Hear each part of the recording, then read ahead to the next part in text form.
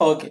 सो आज के सेशन में हम बात करेंगे इंडिया रशिया रिलेशंस के बारे में। आपको पता है कि 1991 से पहले रशिया यूएसएसआर था ना, तो इंडिया यूएसएसआर या फिर रशिया रिलेशंस को समझेंगे, क्योंकि हम 1947 से लेके 2020 तक कोशिश करेंगे कि सभी जो इवेंट्स हैं इंडिया और रशिया के बीच में हुए हैं उन्हें कवर कर ले। ओके, सो शुरू करते हैं जी। सो सबसे पहले जब हमने इंडिया चाइना रिलेशंस को पढ़ा था, तो वहां पे हमने एक चीज समझी थी कि इंडिया और चाइना के रिलेशंस क्या है, मिसट्रस्ट पर बेस्ड है पूरी तरीके से।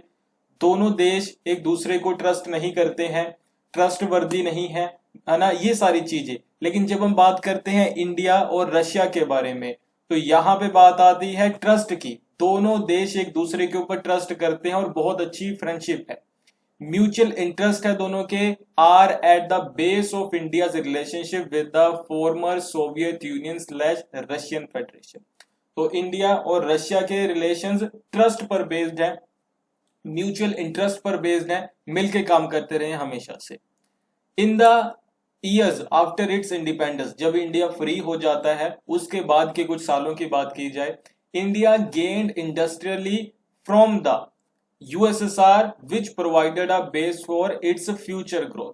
तो याद रखिए जी, इंडिया को आप कह सकते हैं कि जो शुरुआती दौर में, आपको पता है कि यूएस से तो हेल्प नहीं करता है क्योंकि इंडिया एक लिबरल स्टेट नहीं था, लिबरल इकोनॉमी नहीं थी। तो उस टाइम पे यूएसएसआर इंडिया को हेल्प करता है अपनी इकोनॉमी की ग्रोथ में, इंडिया की इकोनॉमी की ग्रोथ में, इंडिया के इंडस्ट्रियलाइजेशन में, या फिर आप कह सकते हैं कि ट्रेड और ये सारी चीजों में। ओके, सो नेक्स्ट है, ये अभी बेसिक चीजें हैं, कुछ आगे इवेंट्स आएंगे सारे।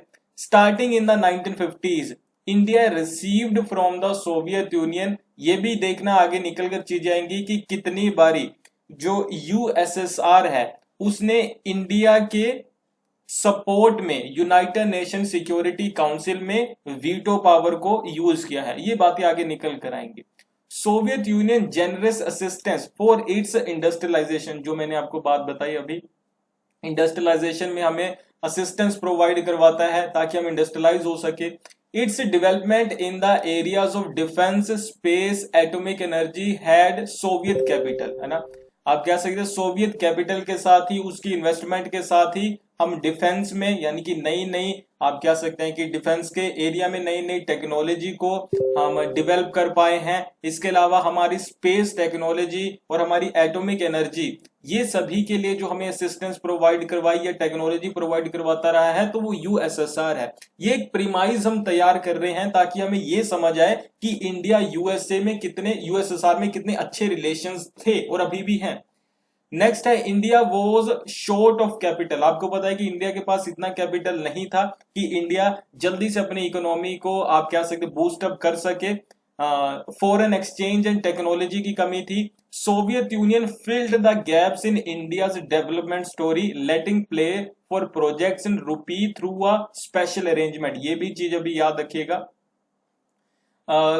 यहाँ पे एक चीज ये देखिए कि अभी हम सिर्फ देख रहे हैं कि इकोनॉमिकली वो हमारी कैसे कैसे हेल्प करते थे, अभी पॉलिटिकली भी देखेंगे। तो यहाँ पे एक चीज देखिए कि उन्होंने हमें कैपिटल प्रोवाइड करवाया, इन्वेस्ट किया इंडिया में, लोन्स प्रोवाइड करवाए, और उन लोन को हम रुपी में ही वापस कर सकते थे। एक स्पेशल अरेंजमेंट तैयार किया गया था, या फिर कुछ प्रोडक्ट्स देकर अपने उस लोन को वापस कर सकते थे। तो ये बहुत अच्छी और बड़ी चीज थी। India's emerging public sector was scripted with Soviet help, जो आप कह सकते हैं कि इंडिया का पूरा पब्लिक सेक्टर था। पब्लिक सेक्टर यानी कि जो गवर्नमेंटल वेंचर्स थे, जो गवर्नमेंटल कंपनीज थी, ये सारी किसके अकॉर्डिंग चलती थी, सोवियत स्क्रिप्ट यानी कि सोवियत यूनियन की हेल्प के साथ, है ना। ये भी याद रखना, जो हमारे, आप कह सकते हैं कि शुरुआती कुछ 5 ईयर प्लान्स थे, उन्हें बनाने में भी आप कह सकते हैं कि हमें हेल्प की है यूएसएसआर ने, और उनको इंप्लीमेंट करने में भी हमारी हेल्प की है यूएसएसआर ने। ओके, सो आई होप आपको ये बेसिक चीज यहां तक क्लियर हुई होंगी। सो अभी ये सारी बेसिक चीजें हैं, जो जो पॉइंट्स आपको नोट डाउन करने होंगे वो सभी मैं आपको बताता रहूंगा कि ये पॉइंट्स आपने लिखते रहने हैं।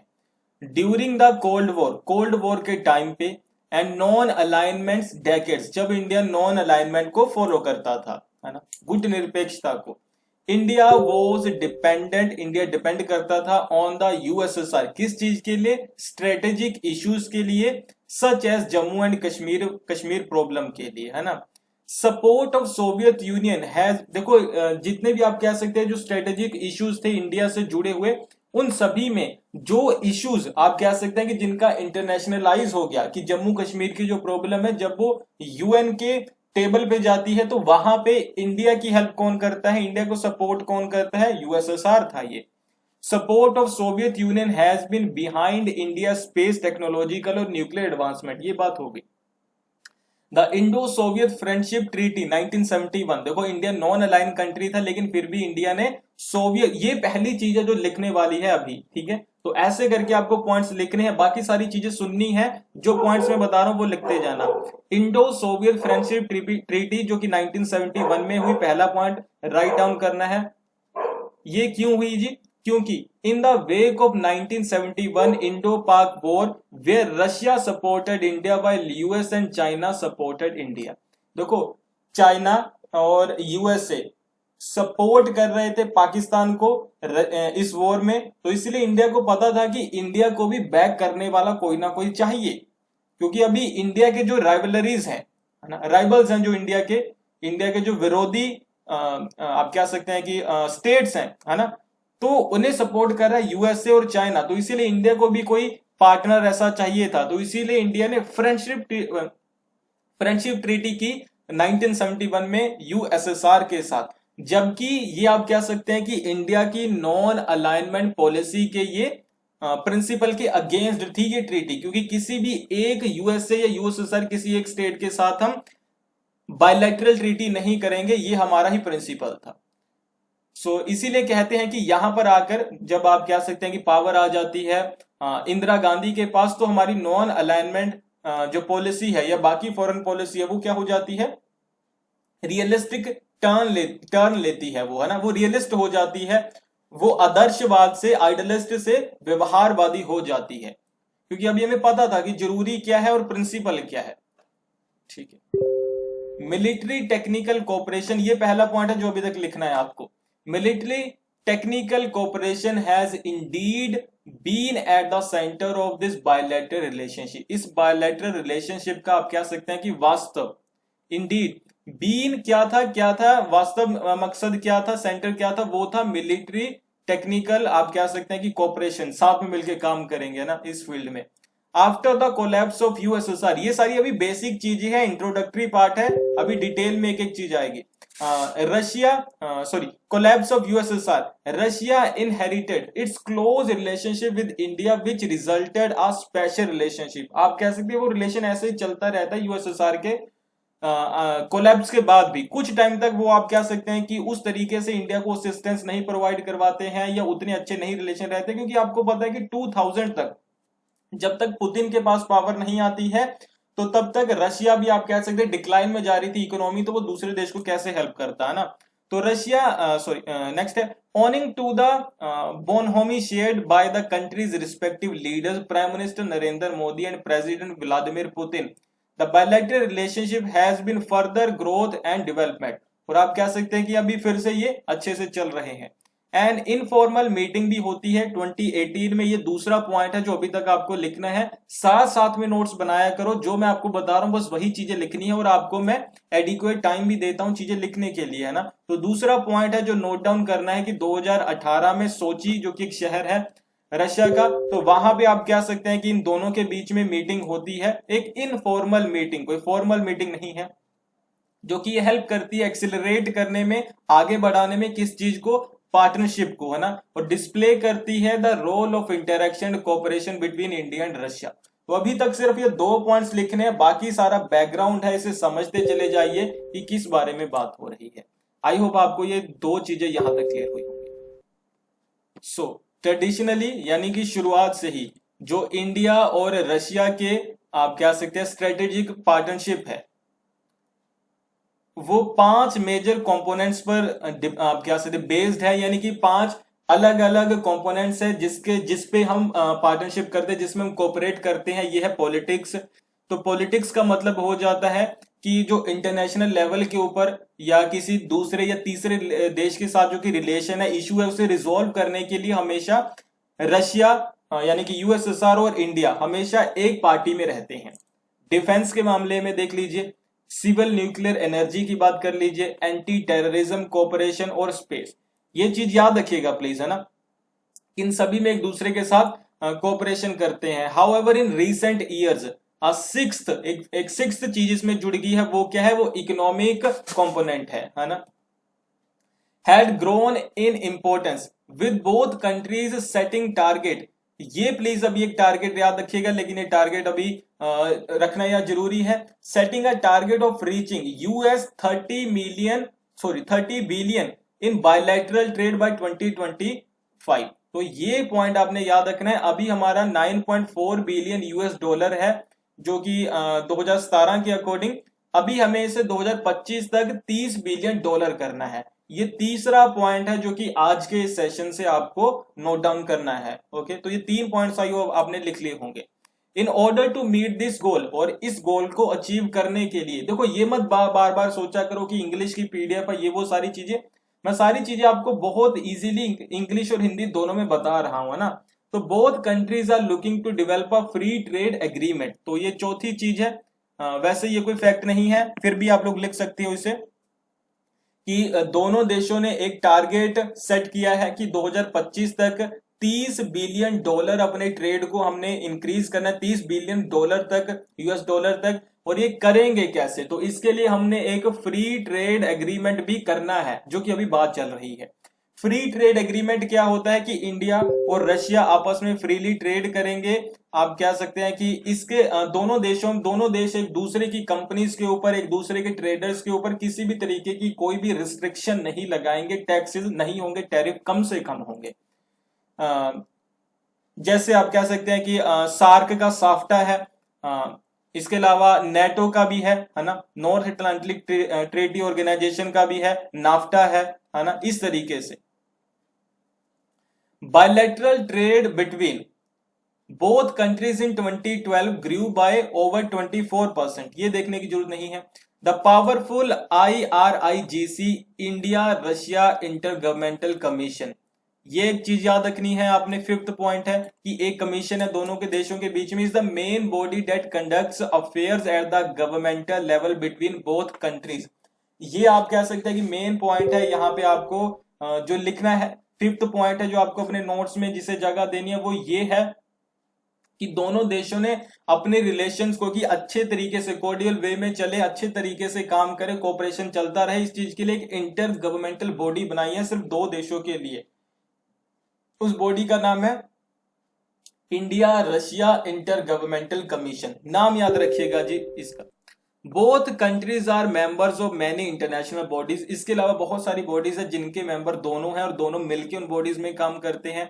यूनाइटेड नेशंस है, ब्रिक्स है, G20 है, शंघाई कोऑपरेशन ऑर्गेनाइजेशन है।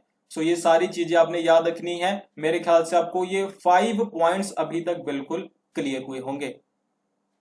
सो नेक्स्ट है, रशिया हैज स्टेटेड, रशिया ने ये कहा है publicly that it supports India receiving a permanent seat on the United Nations Security Council। ये बात भी याद रखिएगा जी। रशिया इसका आप क्या सकते पब्लिकली इस चीज को सपोर्ट करती है कि इंडिया को सिक्योरिटी काउंसिल में एक परमानेंट सीट मिलनी चाहिए, ये पहली चीज है। दूसरी बात, आपको पता है कि उस टाइम की बात है जब इंडिया सभी देशों के साथ बात कर रहा था और कहीं ना कहीं ये कोशिश कर रहा था कि इंडिया को परमानेंट सीट मिल जाए, लेकिन आपको पता है कि अभी इंडिया उस सिचुएशन में अभी नहीं है, पहले था, है ना, कि कहीं ना कहीं सीट के लिए इंडिया क्लेम करता था कि हमारे पास ये इकोनॉमी भी है, मिलिट्री भी है, तो हमें मिलनी चाहिए। लेकिन अभी आपको पता है कि दोबारा वही चीज हो चुकी है, इकोनॉमी हमारी बिल्कुल आप कह सकते हैं कि अभी डाउनफॉल हो चुका है, और मिलिट्री तो चलो है ही उसी तरीके से सही चल रही है, तो इसलिए अभी इंडिया दोबारा क्लेम नहीं कर सकता मेरे ख्याल से जल्दी। तो in addition Russia has expressed interest in joining SAARC with observer status in which India is a founding member. ठीक है, ये चीज याद रखिएगा, ये कई बार असर्शन रीजनिंग में क्वेश्चन आ सकता है। असर्शन बन सकता है कि रशिया इंडिया को सपोर्ट करता है कि जब भी इंडिया क्लेम करेगा सिक्योरिटी काउंसिल की परमानेंट सीट के लिए तो रशिया उसे सपोर्ट करेगा, ये असर्शन है। और इसके पीछे रीजन दिया जा रहा है क्योंकि रशिया चाहता है कि इंडिया रशिया की हेल्प करे सार्क का मेंबर बनने में। तो ये असर्शन रीजन का क्वेश्चन बन सकता है और इसके पीछे रीजन बिल्कुल सही है और ये करेक्ट एक्सप्लेनेशन भी है। ठीक है, इस तरीके से देखा करो ताकि आपको समझ आ जाए। तो ये मेरे ख्याल से 6th पॉइंट हो सकता है आज के इस सेशन का। India is the second largest market for the Russian defence industry. ये भी याद रखिएगा जी कि ये कभी क्वेश्चन इस तरीके से बनता है यहां से कि इन 4 स्टेटमेंट्स में से कौन सी स्टेटमेंट सही है।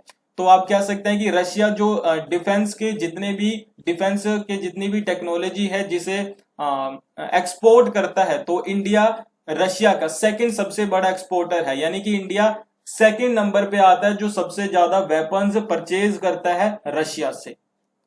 इन 2017 approximately 68% of Indian military hardware, ये बड़ी चीज है देखने वाली।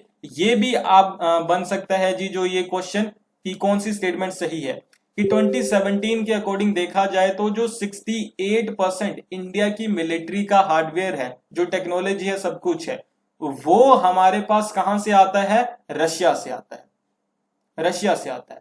ठीक है, relationship with Russia are a key pillar of India foreign policy. देखो एक स्टेट है जिससे हम आप कह सकते हैं कि पूरी तरीके से इकोनॉमिकली काफी हद तक उसके साथ इंटरडिपेंडेंसी है, मिलिट्रली आप कह सकते टेक्नोलॉजी उससे लेते हैं, इसके अलावा आप कह सकते हैं उसके साथ काफी बायलैटरल ट्रीटीज हैं, और हमारा आप कह सकते हैं ट्रेड है जो 9 बिलियन हम उसे बढ़ाना चाहते हैं, और वो हमारा फ्रेंड भी है, बहुत अच्छे से कोऑपरेशन भी है।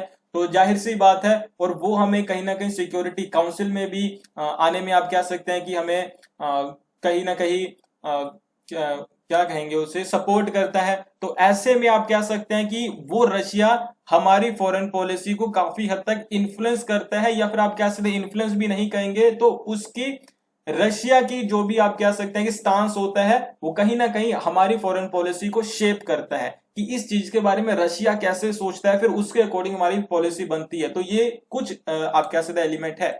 And Russia has been a long standing time tested partner of India, लंबे समय से साथ में है, टाइम टेस्टेड की बुरे समय में हमारे साथ है। जैसे कि ये चीज आपको पता ही होगी कि चाइना कहता है कि चाइना पाकिस्तान का ऑल वेदर फ्रेंड है, ऑल वेदर फ्रेंड है, इसी तरीके से ये हमारे लिए ऑल वेदर फ्रेंड जैसा रशिया है। बोथ कंट्रीज साइंड, ये अभी 8 पॉइंट, ये 9th पॉइंट है, declaration on the India Russia strategic partnership, एक अलग ट्रीटी है 2000 में। ठीक है,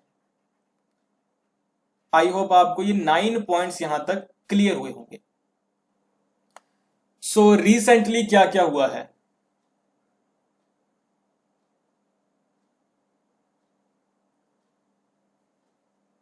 In 2016, the Russian president visited India for the 17th bilateral summit between India and Russia.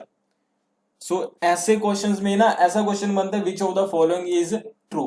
तो ट्रू में पहली चीज देख लो कि 2016 में 17th बायलैटरल हमारी समिट हुआ, पहली चीज ये चीज हो गई। रशिया के प्रेसिडेंट आते हैं। Prime minister Modi highlighted the special and privileged strategic partnership between India and Russia by quoting that an old friend is better than 2 new friends। तो ये चीज अभी याद रखने लायक है कि ये प्राइम मिनिस्टर मोदी ने किस देश के लिए कहा, किस मौके पर कहा, आप कह सकते हैं कि किस कॉन्टेक्स्ट में कहा। यहां से असर्शन रीजनिंग का भी क्वेश्चन बन जाता है कई बार, तो ये भी ध्यान में रखिएगा। अभी हम देखो, अभी तक हमने बेसिक चीजें देखी हैं और कुछ भी नहीं देखा है, ये सिर्फ एक इंट्रोडक्टरी पार्ट था। अभी हम इंसिडेंट्स की तरफ बढ़ेंगे, एक एक साल या 2 2 4 4 5 5 साल किस तरीके से क्या क्या इंसिडेंट्स हुए हैं वो समझते हैं। Okay, so the deep roots of the relationship, pre independence की बात हो रही है। Go back to the 20th century when India was under British rule and Tsars ruled over Russia। तो आपको पता है कि जार थे जो रूल करते थे रशिया के ऊपर, तो उन्हीं को आप कह सकते हैं कि हरा करके, उसी राजा को, डायनेस्टी को हरा करके बाद में रेवोल्यूशन हुआ है। The Russian revolution of 1905 inspired Indian freedom fighter. Russia का आप कह सकते रेवोल्यूशन होता है, और इसके अलावा रशिया है जो हार भी जाता है जापान से, ये सारी चीजें इन्फ्लुएंस करती है इंडिया को। तो ये तो एक कनेक्शन बन रहा है। Gandhi developed a close connection with Russia and carried on lengthy correspondence with Leo Tolstoy. तो ये पहली बात आपने याद रखनी है, लियो टोल्स्टॉय के साथ उनका रिलेशन या उनके आइडियाज के साथ, तो ये पहली चीज याद रखनी है। लेकिन इसमें लिखने वाला कुछ भी नहीं है। Russia's communist leader Vladimir I say क्या है Ilyich Lenin followed with interest and sympathy the rising Indian freedom fighters. Basic बातें हो रही, कुछ बड़ा नहीं हो रहा। ये भी याद रखना कि लेनिन के भी, लेनिन और एम एन रॉय के तो आपको पता है कि अच्छे रिलेशन थे, इन दोनों में अच्छे रिलेशन थे। कम्युनिस्ट इंटरनेशनल में दोनों थे साथ में, बहुत बड़ी इनके बीच में डिबेट होती है, कॉन्फ्लिक्ट होता है, वो बहुत बड़ी चीजें हैं ना, वो हमने एम एन रॉय के सेशन में देखा है। ये पहली चीज अभी जो लिखने वाली है। नेहरू विजिट करते हैं सोवियत यूनियन को 1927 में, पहला पॉइंट। ये क्यों विजिट करते हैं? इस दिन 10th एनिवर्सरी थी किस चीज की? बोल्शेविक रेवोल्यूशन की। And he came back deeply impressed with the Soviet experiment, यानी कि उन्हें सोशलिज्म ये अच्छा लगा था कि ये कम्युनिस्ट कंट्री अच्छी है, ये कम्युनिज्म अच्छा है, इसीलिए वो अपने लास्ट तक हमेशा क्या बने रहे, एक सोशलिस्ट लीडर बने रहे ना। ही वॉज कन्विंस्ड, वो पूरी तरीके से मान गए थे, that a poor developing country like India needed to follow not the capitalist path, बल्कि एक सोशलिस्ट चाहिए। हमने बात क्या की कि फ्रॉम द वेरी बिगिनिंग ये हमारा यहां पे क्या था, an old friend is better than two new friends, है ना। तो ओल्ड फ्रेंड का मतलब क्या कि यहां से हमारी फ्रेंडशिप शुरू हो जाती है 27 में, जो आप कह सकते हैं कि पहली विजिट हुई थी। तो कभी पहली विजिट आए तो ये चीज याद रखिएगा, और इसी से फिर हम इन्फ्लुएंस्ड भी थे। सो 1947 से अभी तक रिलेशन कैसे चल रहे हैं? So in 1947, the Stalin-led Soviet government, Soviet Union became one of the first countries to recognize India's independence. तो ये बैकग्राउंड की चीजें होती है, देखो पढ़ना सीखो, ये बैकग्राउंड की चीजें होती है, हमें इससे कोई लेना देना नहीं है। Even before India became independent, an official announcement was made 13th April 1947 on the establishment of diplomatic relation between India and Soviet Union. ये लिखने वाली बात है। स्टेटमेंट कौन सी सही है, ऐसा क्वेश्चन आ सकता है। अभी इंडिया फ्री भी नहीं हुआ था, इंडिपेंडेंस फॉर्मली इंडिपेंडेंस नहीं मिली थी, लेकिन आप कह सकते हैं कि तभी से पहले से डिक्लेयर कर दिया था अपने रिलेशंस रशिया ने, और कहा था कि हम उसको रिकॉग्नाइज करते हैं एज अ फ्री स्टेट, और उसके साथ रिलेशन बनाना शुरू करते हैं। The Soviet Union also showed great interest, ये देखो ये पहला पॉइंट है, interest in Pakistan which instead showed more interest in an alliance with the West instead of Soviet Union. आपको पता है कि पाकिस्तान और इंडिया दोनों के साथ उसने अच्छे रिलेशन बनाने के लिए प्रपोज किया, लेकिन पाकिस्तान को वो नहीं, बल्कि पाकिस्तान आपको पता है कि सेंटो का मेंबर बन जाता है बगदाद ट्रीटी का। Okay, Soviets became pro Indian since then, उसी टाइम से सोवियत फिर इंडिया के प्रो बन जाते हैं। Evidenced by their coming to more neutral position on Kashmir and Goa in issues के ऊपर। आफ्टर स्टालिन्स डेथ 1953 में डेथ हो जाती है, निकिता खुश्चोव आते हैं। वो भी आप कह सकते हैं कि इसी तरीके से जो सारी मिक्स्ड इकोनॉमी थी उनके साथ और अच्छे से रिलेशन बनाते हैं। India also got substantial assistance from USSR during Khrushchev period. Soviet Union used its veto power, ये पॉइंट लिखने वाला है अभी कि veto power for the first time, पहली बारी। ये क्वेश्चन कब बनेगा कि आप कह सकते हैं कि कौन सी स्टेटमेंट सही है, ठीक है। सो पहली बारी जब यूएन में वीटो पावर को यूज किया गया यूएसएसआर के साथ, तो वो इंडिया के लिए किया गया, ये कितनी बड़ी बात है। To block anti India initiatives on Jammu and Kashmir, तो इस टाइम पे क्या हो रहा था कि जम्मू कश्मीर के मसले के ऊपर यूएन की तरफ से ये था कि इंडिया नहीं मान रहा, तो एक यूएन की तरफ से सिक्योरिटी काउंसिल की तरफ से टीम जाएगी, वो आप कह सकते हैं कि इंडिया के इस मसले को सुलझाएगी, लेकिन उन्होंने इसे वीटो किया कि कोई मिलिट्री एक्शन नहीं लिया जा सकता इंडिया के अगेंस्ट। फर्स्ट इन February 57, पहली बारी February 57 में, दूसरी बारी जून 1962 में, ठीक है, और फिर 1961 में। तो ये 3 बारी है जब यूज किया गया उसके द्वारा। तो ये प्लीज अभी पॉइंट्स तीनों लिख लो, यहां से बहुत ज्यादा इंपॉर्टेंट है एग्जामिनेशन पॉइंट ऑफ व्यू से। क्योंकि ये याद रखिएगा जी, एक तो कहानी चल रही है कि हाँ जी वो बहुत अच्छे थे, वो बहुत बुरे थे, एक कहानी चल रही है, एक साथ में ये फैक्ट और फिगर्स चल रहे हैं, है ना। तो ये पूछे जाएंगे ज्यादातर, इनकी आप कह सकते हैं कि प्रोबेबिलिटी है कि अगर इंडिया यूएसएसआर रिलेशन से क्वेश्चन आएगा तो यहां से आएगा फैक्ट और फिगर्स में से। कहानी से क्वेश्चन बहुत कम बनता है, कहानी से क्वेश्चन पहले बनते हैं, ठीक है। तो इसीलिए दोनों चीजें, कहानी तो आपको याद हो जाएगी एक बार सेशन देखने से, तो ये फैक्ट और फिगर्स कैसे याद रहेंगे, जब इन्हें आप लिखोगे और बार बार रिवाइज करोगे, तो इन्हें लिख लीजिएगा। सो नेक्स्ट है द सोवियट्स डिक्लेयर्ड, अभी स्पेस में जो इंडिया और उनके रिलेशन उन्हें भी देखेंगे स्पेस के बारे में। न्यूट्रलिटी ड्यूरिंग 62 सिनो इंडियन वॉर, देखो यहां पे एक बहुत बड़ी चीज आती है, चाइना एक पूरी तरीके से कम्युनिस्ट कंट्री था, इंडिया एक मिक्स्ड इकोनॉमी थी जो कभी भी लिबरलिज्म की तरफ जा सकती थी, यानी कि वो फ्री था यूएसए के साथ जुड़ने के लिए। लेकिन देखो फिर भी जो यूएसएसआर है वो इंडिया और चाइना वॉर में चाइना को सपोर्ट नहीं करता, वो चाइना को सपोर्ट नहीं करता बल्कि न्यूट्रल रहने की बात करता है कि हम दोनों को ही सपोर्ट नहीं करेंगे। ये बहुत बड़ी बात थी। Helped broker a piece agreement during 65, ये पॉइंट पहला लिख लीजिएगा 61 वाला। दूसरा पॉइंट 1965 में इंडिया पाकिस्तान बॉर्डर वॉर को उन्होंने एग्रीमेंट करवाया, मीडिएटर बन के ताशकंद समझौता आप सभी को पता है। 62 में ही the USSR agreed to transfer the then cutting edge technology to co-produce the MiG-21 jet fighter in India. देखो यहां पे एक चीज समझिए, उस टाइम पे चाइना भी इस चीज की डिमांड कर रहा था कि MiG-21 जो जेट फाइटर टेक्नोलॉजी है हमें दे दी जाए। चाइना ने डिमांड की रशिया से, यूएसएसआर से कि आप ये टेक्नोलॉजी हमें दीजिए, लेकिन उस टाइम पे रशिया चाइना को डिनाई करता है लेकिन इंडिया को वो टेक्नोलॉजी देता है। तो ये बहुत बड़ी बात थी कि वो इंडिया के सपोर्ट में है कहीं ना कहीं। द नेक्स्ट है, ये सारी चीजें लिखते चले जाना, यही चीजें बनाएंगे आपके पूरे पेपर को।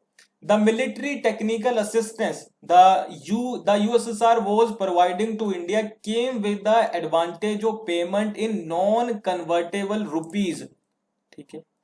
आप through a rouble credit fund set up by the Soviets thereby saving scarce foreign currency. देखो यहां पे ये चीज बात हुई थी कि एक फंड बनाया जाएगा। देखो यार आप लोग देखोगे कि पूरी तरीके से यूएसएसआर तो ऐसे कर रहा है कि जैसे इंडिया को बहुत, आप कैसे खुले दिल से सारी चीजें की है इंडिया के लिए यूएसएसआर ने। आप देखो स्टार्टिंग से ही कहा जा रहा है कि इंडिया जो भी लोन लेता है, असिस्टेंस लेता है, आप कह सकते हैं कि उसके लिए एक रूबल क्रेडिट फंड बनाया जाएगा। इंडिया अगर नहीं वापस करता है तो उस फंड के थ्रू आप कह सकते हैं कि लोन को आप कह सकते हैं इंडिया चुका सकता है। तो ये बहुत बड़ी चीज थी। Indian debt to the USSR, जो इंडिया का कर्जा था यूएसएसआर के लिए, could be paid back in goods as per the agreement. अगर इंडिया के पास, इंडिया ने मान लीजिए यूएसएसआर से 1000 करोड़ रुपीस लिए हैं और इंडिया उसे वापस नहीं कर सकता, इंडिया उसे वापस नहीं कर सकता, तो इंडिया 1000 करोड़ रुपीस का कुछ भी प्रोडक्ट्स अपनी तरफ से, कुछ भी तो नहीं मतलब प्रोडक्ट्स रशिया को देकर कर्जा चुका सकता है। तो ये बड़ी बात थी उस टाइम के अकॉर्डिंग दो देशों के बीच में। So traditional export commodities like Indian tea, कि आप कह सकते हैं कि इंडियन टी के फॉर्म में leather, textile goods and agricultural products dotted many a Soviet household apart from the, ये आप कह सकते हैं कि ये चीज हमारे लिए जरूरी नहीं है। Okay, in the initial decades, ये जो आपको शुरू में बात बता रहा था, शुरुआती कुछ दशकों में 5-year plans in India coincided with or were preceded by a new loan by USSR, है ना, जो मैं आपको बता रहा था कि हेल्प करते थे उस चीज को इंप्लीमेंट करने में। सो आई होप आपको यहां तक सारी चीजें क्लियर हुई होंगी। ये सारे पॉइंट्स आपने लिख लिए होंगे, बहुत इंपॉर्टेंट है। USSR also played a major role in building India's energy sector by building hydropower stations. ये सारी बेसिक चीजें हैं, अभी कुछ भी लिखने वाला नहीं है। Developing India's coal industry and finding oil in Indian soil, है ना। इंडिया की आप क्या सकते धरती से ऑयल निकालना, कोल निकालना, इन सारी चीजों में हाइड्रो पावर स्टेशन लगाने में हमारी हेल्प की है। USSR also played in setting up India's energy major ONGC.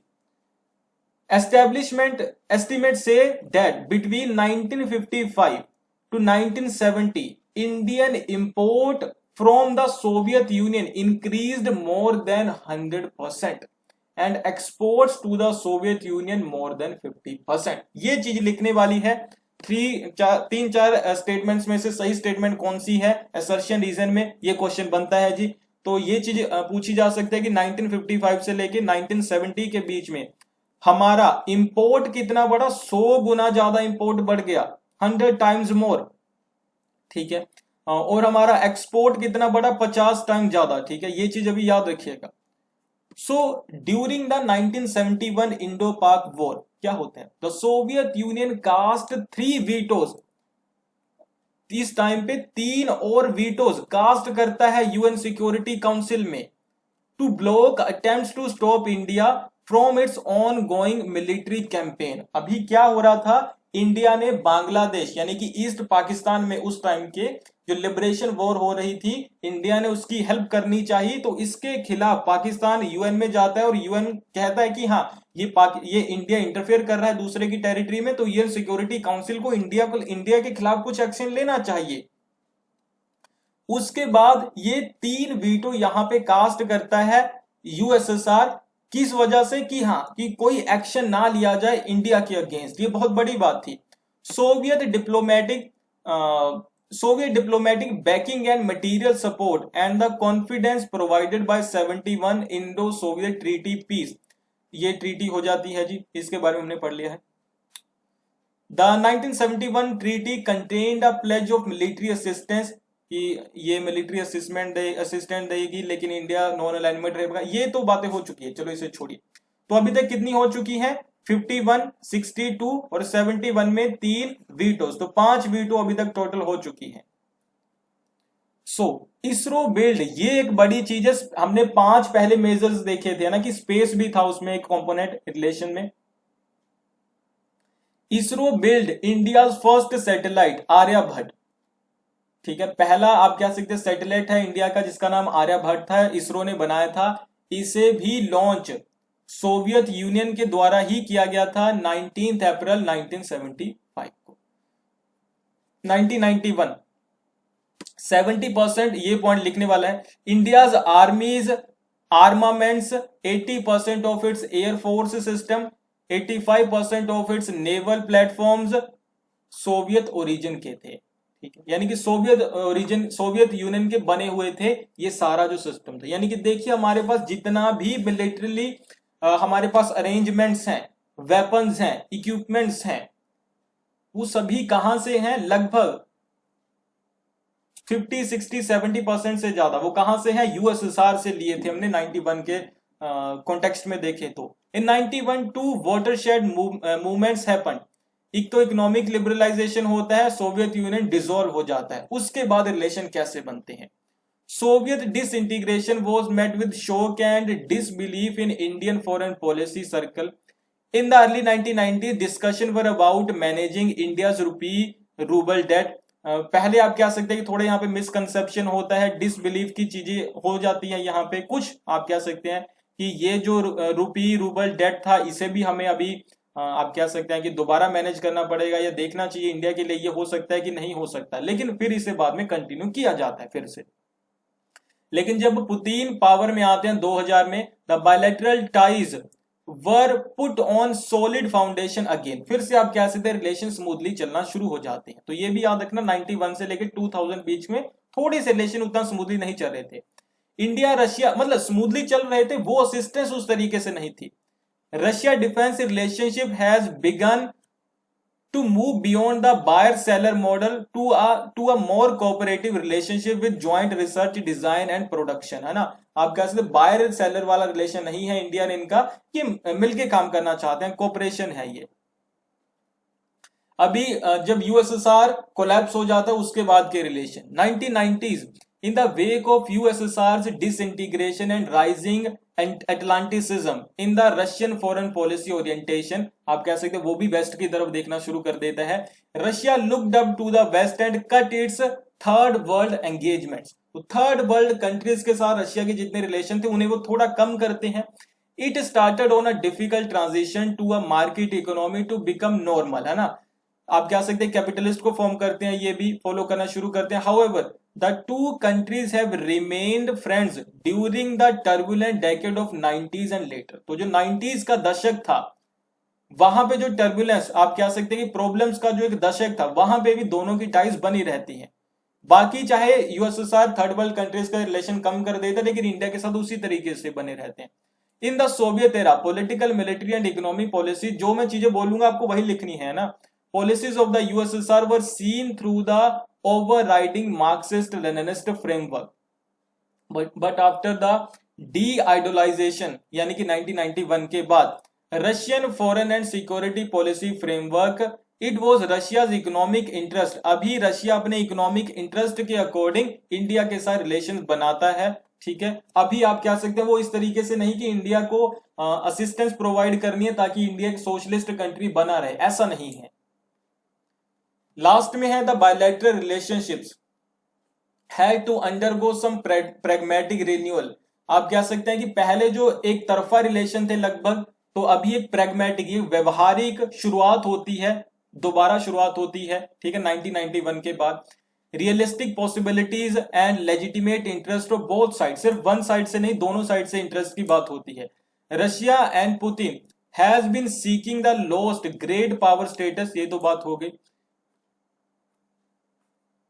Okay, इसके बाद है कि आप कह सकते हैं कि शंघाई कोऑपरेशन ऑर्गेनाइजेशन का इंडिया मेंबर बन जाता है इसी टाइम पीरियड में. ओके, इंडियन मिलिट्री जो कि आप कह सकते हैं अभी भी डिपेंड करती है रशिया के ऊपर किसी ना किसी तरीके से, और इंडिया और आप कह सकते हैं कि रशिया अभी भी एससीओ के माध्यम से और दूसरे आप कह सकते हैं कि काफी सारे ऑर्गेनाइजेशंस के थ्रू अच्छे रिलेशंस को कंटिन्यू कर रहे हैं. सो ये है इंडिया रशिया रिलेशनशिप्स के बारे में. आई होप आपको सारी चीजें क्लियर हो.